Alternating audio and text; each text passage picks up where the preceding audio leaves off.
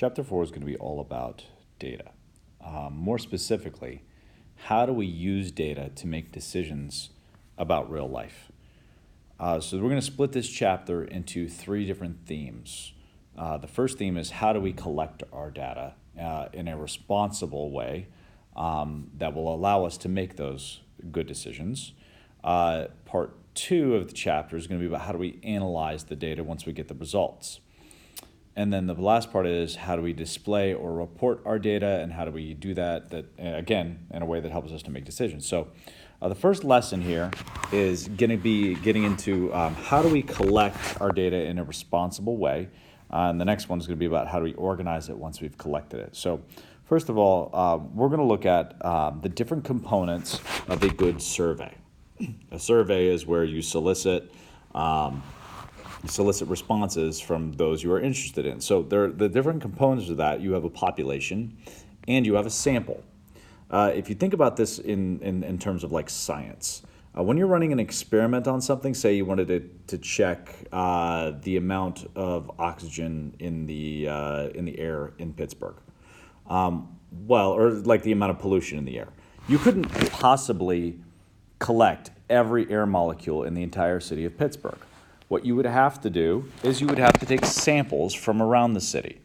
So those are the two different parts of the survey. So population, if you're going to jot this down in your notes, is the group or the thing that is being studied, the entire group.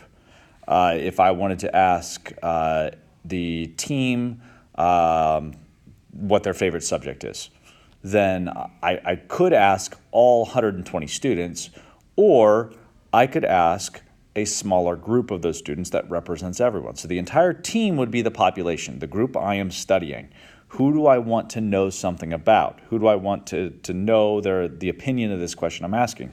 The sample then is the part of the population that actually gets asked the question. So the sample for our pollution example would be, okay, where in the city would I go? I would collect different samples from different places and then analyze that air. In my example of what your favorite subject is, maybe I would go to each homeroom and pick kids from that homeroom. And so pick kids that represent the population. You have to be careful when you're choosing your sample. This is very important because otherwise you'll end up with a biased sample. So a biased sample occurs when the group you survey doesn't represent every part of the population. So let's say I only went to one homeroom and asked, right? Or I only asked the boys what their favorite. That wouldn't represent every different part of our population. For the pollution example, if I only sampled the air in the suburbs around Pittsburgh, well, that wouldn't represent the actual air in every part. So if I only did like the South Hills, the air in the South Hills, right, that will be different than the air downtown. There's a lot more people downtown. There's a lot more cars. There's probably more chances for pollution downtown than there is here in the South Hills. So again, you got to be careful when you are doing population and sample. When you're choosing who you're going to ask, you have to choose that carefully. So let's look at a couple of these. I'm going to have to do some, let me just throw this out of the way here. Okay.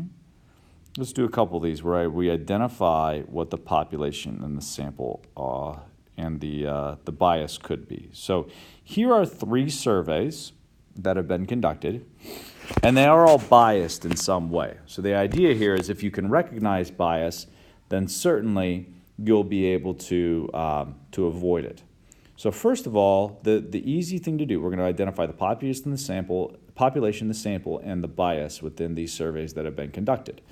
So first thing we're going to do is identify the sample. Why? Because that's the easiest thing to identify. So on here, the sample is everyone who gets asked. So sample, population, and bias. Okay? For the sample on this one, a record store manager asks customers who make a purchase how many hours of music they listen to each day. Well, who is the record store manager? Remember, sample is who is being asked. In this one, who's being asked are the customers who make a purchase. Okay, and he is asking them, so I'm going to write that down. Customers, if I could spell it right, who make a purchase. Okay, notice it's not, the sample is not what he's asking them. That would be the survey question. The sample is who is being asked. Okay. Next, let's identify the population. So this is a little bit trickier, but we can look, the reason why we identify the sample is not only because it's the easiest, but it also gives us a clue about who this record store manager is trying to examine. So in this case, he's asking the customers who make a purchase, and think about why he would be asking them to make that purchase. Well, or why he would be asking them how many hours of music they listen to each day. Well, that would help him to figure out like what kind of customers they are. It would help them to figure out how much they love music. So, and the idea here is that the record store manager probably wants people to enjoy music so he can make more sales. So, who does he want to like music? Well, the population then, wouldn't that be all his customers? That would be who he's really trying to figure out stuff about, or figure out things about. His or her customers. Okay. So he wants to find out about all his or her customers, right? And they only ask the customers who make a purchase, though. So the bias here, I don't know if you could recognize it, but the bias would be he's only asking the ones who are making a purchase. Now think about how that group would be different than all the other groups. Not every customer comes in the store and makes a purchase every time, right?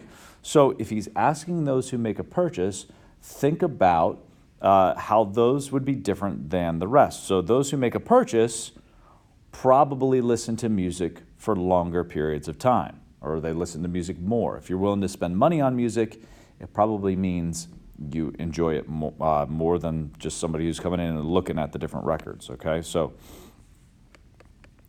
those who buy probably listen longer.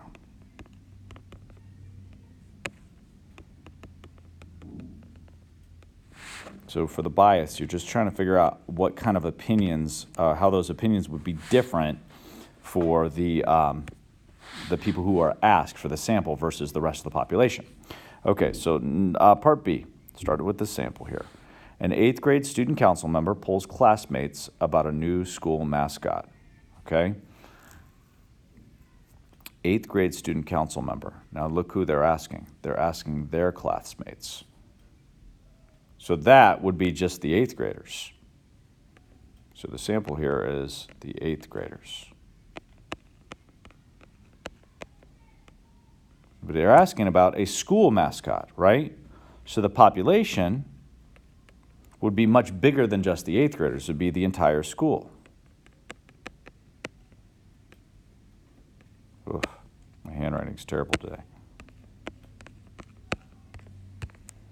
And then the bias, well, think about whether or not, does just the 8th grade represent the entire school? Well, here, no. The bias is that we don't have other grades represented. So we're not fairly representing the rest of the school here. So I would say the bias is we're not representing all grades.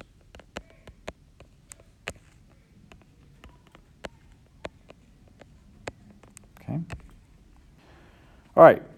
A television reporter asks people on downtown streets if they support a new subway system.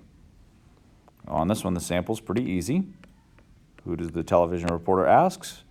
People on downtown streets. It's right there.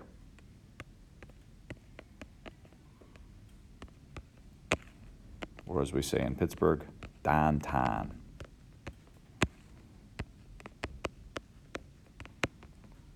All right. The population. Well, he's asking about a new city subway system. So that would be, think about who that would affect.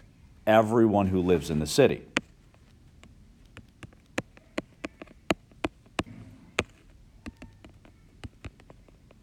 Because when they, as we talked about when we discussed taxes, anytime there's a service provided by whether it's the city or the federal government, the state government, it doesn't matter. Every time a service is provided, that has to get paid for somehow, and that's usually reflected in a tax increase of some kind, unless they can designate funds from elsewhere, but then that means some other service is getting less money. So on here, it's everyone in the city is getting affected. Probably going to get affected by higher taxes. The bias here, well, look at who they're asking. They're only asking people who are on the downtown streets. So presumably, I mean, you could say, like, those people aren't in cars, they're probably walking, right? So if they're walking, they'd probably be more in favor of the subway system. You're probably not going into the street to ask people. So you could say that. You could also say, and I think this is more clear, people downtown are not the only people in a city. There are different parts of the city. If you think about the city of Pittsburgh, you've got the Golden Triangle. You have, around like the Steel City Plaza and around all those areas. You have that, but you have people in different areas of the city besides that area there. So the bias here is that you're only asking people downtown who would be affected differently than people in other areas. So, so the bias is they're only asking those downtown. People in other areas of the city might not use. Okay, actually, let me do this downtown. I would say who would be more likely to use the subway. Okay, so here, what we've looked at is how do I identify the sample in the population, and how do I look for possible bias? So again, if I know how to do bias, then I can, if I know how to find bias, then I can avoid it myself. Next, what we're going to look at is how do I choose my sample in such a way to avoid that bias? There are three ways that we can choose the members of our sample. They are simple random, systematic random, and stratified random. The key here is being that word random. So there needs to be, you can't like intentionally choose people because they fit what you want. So for simple random, what that means is it's just kind of what the name says. Simple random means members are chosen by chance, randomly. So put all the people's names in a hat and draw a name out, or put it, have you seen those big wheeling drums that you can roll around and then reach in and grab out? You could just open a phone book and put your finger down. Something random that's truly random, although the finger in the phone book is, that's a little dicey. Really, a lot of times the simple random is done with the computer. The computer randomly generates a number that corresponds to a name or a person or a thing. Systematic random, you see the root word there of system, okay? For systematic random, what we're looking for is we're going to choose members of the sample by using a rule or a formula. So maybe I ask everybody with the last name of D, or I ask every third person who walks into the room. So we talked earlier about this, what's your favorite subject? So if I stood at the entrance of the door and asked every fifth person who walked in, that would be a systematic random sampling method, the method that I choose to sample. Stratified random is what you see the most in the real world. For stratified random, what you do is you recognize that populations have different groups within them. Okay, so like with team one, we have one group you could use. There's 4 different homerooms, and then we have boys and girls within that homeroom. So what we do with a stratified random is we pick people from each of those subgroups. This is what's most often done in the real world. That way you're sure you have a representation from everyone. So notice the difference between this one and the last two. Simple random and systematic random are we're choosing from the entire population. There's no smaller group.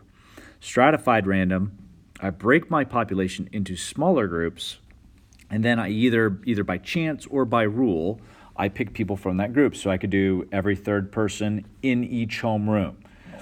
That would be breaking them into homerooms and then choosing by rule from there. So those are the three different kinds of sampling methods. So let's look at three different examples. In a county survey, Democratic Party members whose names begin with the letter D are chosen. Okay.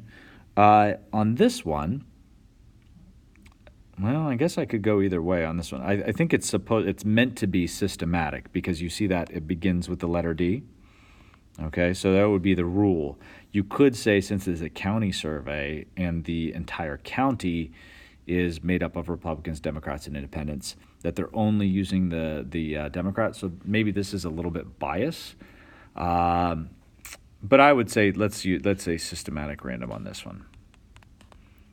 Since we're not choosing from any of the other parties, we're just choosing, we begin with the letter D, so we have a specific rule. Okay. A telephone company randomly chooses customers to survey about its service. This often happens with telemarketers. They have a list of phone numbers. The computer picks a phone number.